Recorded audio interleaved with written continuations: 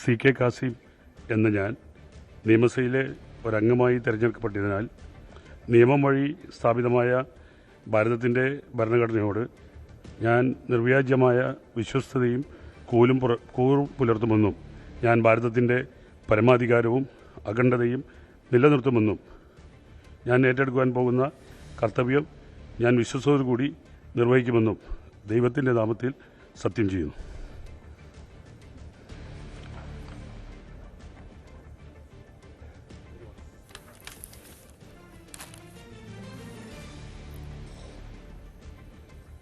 CK കാസിമാണ് ഇപ്പോൾ സത്യപ്രതിജ്ഞ ചെയ്തത്. ഇനി PK കുഞ്ഞാലിക്കുട്ടിയാണ് നിലവിൽ മന്ത്രിയായി കൂടി ചുമതലയേറ്റിട്ടുള്ള PK കുഞ്ഞാലിക്കുട്ടി.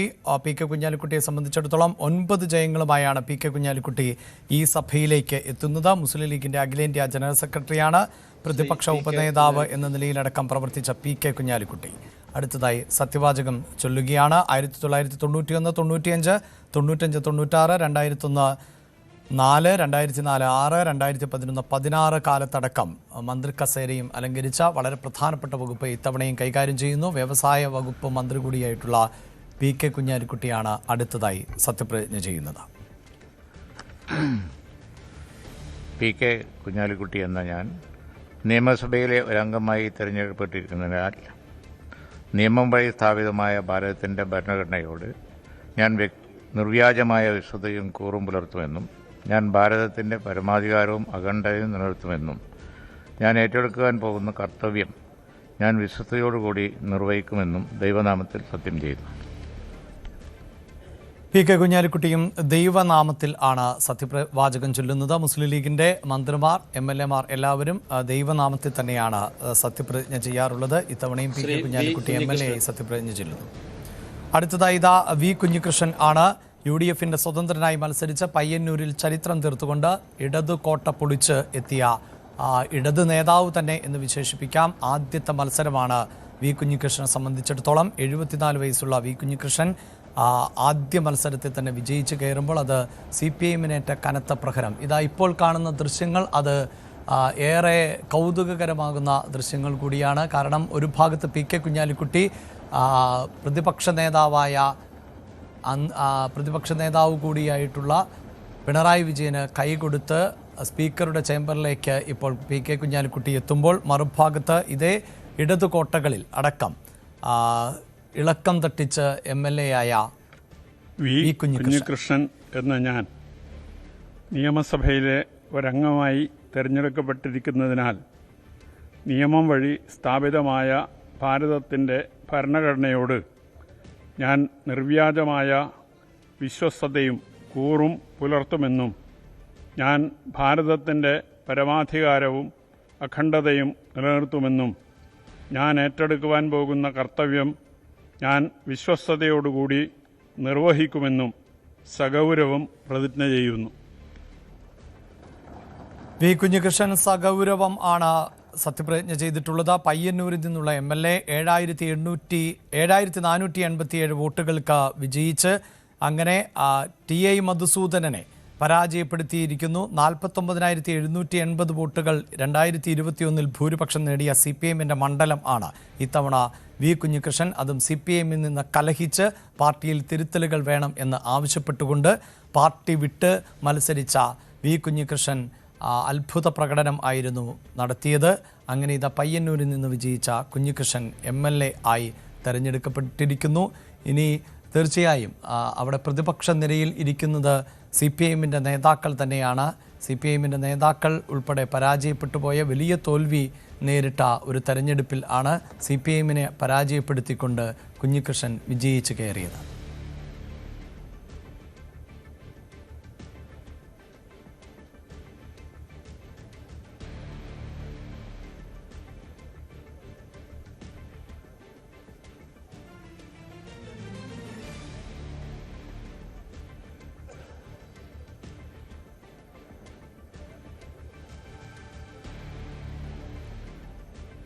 അടുത്തതായി സത്യപ്രതിജ്ഞ ചെയ്യേണ്ടത് M ലിജു ആണ്.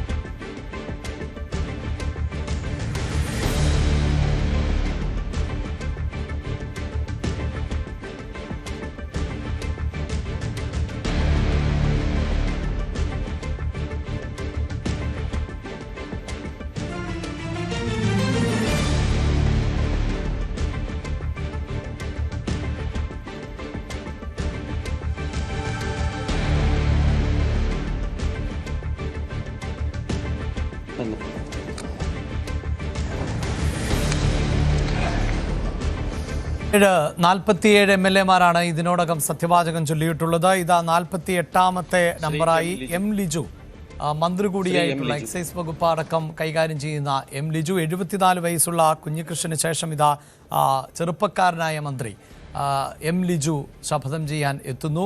ഇപ്പോഴിതാ കായംകുളത്തെ സിറ്റിംഗ് MLA ആയിരുന്ന യു പ്രതിഭയെ പരാജയപ്പെടുത്തിക്കൊണ്ട് തുടർച്ചയായി വിജയിച്ചു വന്നിരുന്ന പ്രതിഭയെ പരാജയപ്പെടുത്തിയ MLA ആയ ലിജു.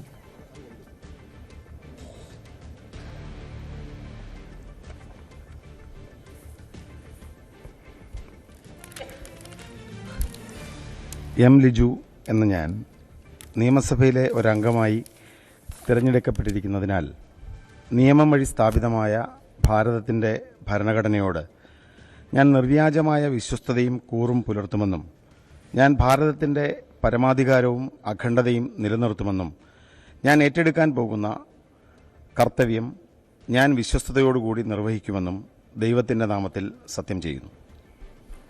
ദൈവനാമത്തിലാണ് മന്ത്രി കൂടിയായിട്ടുള്ള എം ലിജു സത്യപ്രതിജ്ഞ ചെയ്തത്. 2011-ലും 2016-ലും തെരഞ്ഞെടുപ്പുകളിൽ മത്സരിച്ചുവെങ്കിലും തോൽവിയായിരുന്നു ഫലം എന്നതാണ്. അമ്പലപ്പുഴയിൽ ആയിരുന്നു 2011-ൽ അടക്കം മത്സരിച്ചത്. പിന്നീട് കായംകുളത്തും ഭാഗ്യപരീക്ഷണത്തിന് ഇറങ്ങിയെങ്കിൽ പോലും അവിടെയും പരാജയപ്പെട്ട സാഹചര്യം ഉണ്ടാകുന്നു. വീണ്ടും അമ്പലപ്പുഴയിൽ മത്സരിക്കുന്നു. പക്ഷേ ഒടുവിലിതാ കായംകുളത്ത് നിന്ന് 47 വയസ്സുള്ള എം ലിജു വിജയിച്ച് കയറുമ്പോൾ ആദ്യ ജയത്തിൽ തന്നെ മന്ത്രിസ്ഥാനവും അദ്ദേഹത്തെ തേടിയെത്തി എന്നതാണ് ഏറ്റവും പ്രധാനമായി സൂചിപ്പിക്കേണ്ടത്. 15,000-ലധികം വോട്ടിന്റെ ഭൂരിപക്ഷത്തിൽ ആയിരുന്നു യു പ്രതിഭയെ പരാജയപ്പെടുത്തിയത്. അടുത്തതായി പഴകുളം മധുവാണ്. പഴകുളം മധുവും കന്നി മത്സരമായിരുന്നു. കന്നി മത്സരത്തിൽ തന്നെ വിജയിച്ചു കയറുന്നു. KPCCയുടെ ജനറൽ സെക്രട്ടറി എന്ന നിലയിൽ പ്രവർത്തിക്കുന്നു. കേരള സർവകലാശാല ഇൻസ്റ്റിറ്റ്യൂട്ട് ഓഫ് ടെക്നോളജിയിലെ നിയമാധ്യാപകൻ എന്ന നിലയിലടക്കം ഉള്ള അനുഭവ സമ്പത്തുണ്ട്. ആദ്യമായാണ് സഭയിലേക്ക് എത്തിയത്.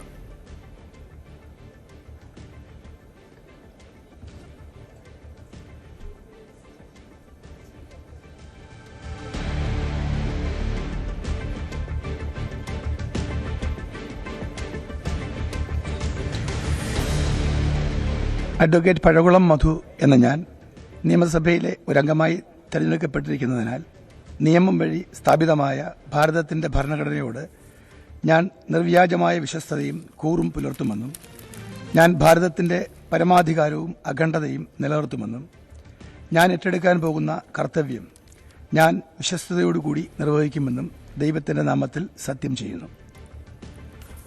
പഴകുളം മധുവും ദൈവനാമത്തിലാണ്. റാന്നിയിൽ നിന്ന് തെരഞ്ഞെടുക്കപ്പെട്ട പഴകുളം മധു ജില്ലാ പഞ്ചായത്ത് അംഗം കൂടിയാണ്. ഇപ്പോഴിതാ സത്യപ്രതിജ്ഞ ചെയ്യുന്നു. അതിശക്തമായ പോരാട്ടം നടത്തി വിജയിച്ച് കയറിയ പഴകുളം മധു MLA ആയി സത്യവാചകം ചൊല്ലിയിരിക്കുന്നു. അതിൻ്റെ ദൃശ്യങ്ങളാണ് കണ്ടത്. 4,344 വോട്ടുകൾക്കാണ് അവിടെ പഴകുളം മധു വിജയിച്ച് കയറിയത്. പ്രമോദ് നാരായണനെയായിരുന്നു പരാജയപ്പെടുത്തിയത്. അടുത്തതായി സത്യപ്രതിജ്ഞ ചെയ്യുന്നത് CR മഹേഷ് ആണ്. ഒരുപക്ഷേ മന്ത്രിസഭയിലടക്കം ഉണ്ടായേക്കും എന്ന് പ്രതീക്ഷിച്ചിരുന്നതാണ്. പുതുമുഖങ്ങൾക്ക് അടക്കം അവസരം ലഭിക്കുമ്പോൾ CR മഹേഷിനെ തള്ളാൻ സാധിക്കില്ല. അനുഭവ സമ്പത്തും നിലവിൽ MLA ആയിരുന്ന സാഹചര്യവും ഒക്കെ പരിഗണിച്ചുകൊണ്ട് CR മഹേഷിന്റെയും പേരുകൾ മഹേഷ് എന്ന ഞാൻ നിയമസഭയിലെ ഒരംഗമായി തെരഞ്ഞെടുക്കപ്പെട്ടിരിക്കുന്നതിനാൽ നിയമം വഴി സ്ഥാപിതമായ ഭാരതത്തിൻ്റെ ഭരണഘടനയോട് ഞാൻ നിർവ്യാജമായ വിശ്വസ്തതയും കൂറും പുലർത്തുമെന്നും ഞാൻ ഭാരതത്തിൻ്റെ പരമാധികാരവും. കൂടുതൽ വാർത്തകൾക്ക് News 18 Keralam YouTube channel subscribe ചെയ്യുക.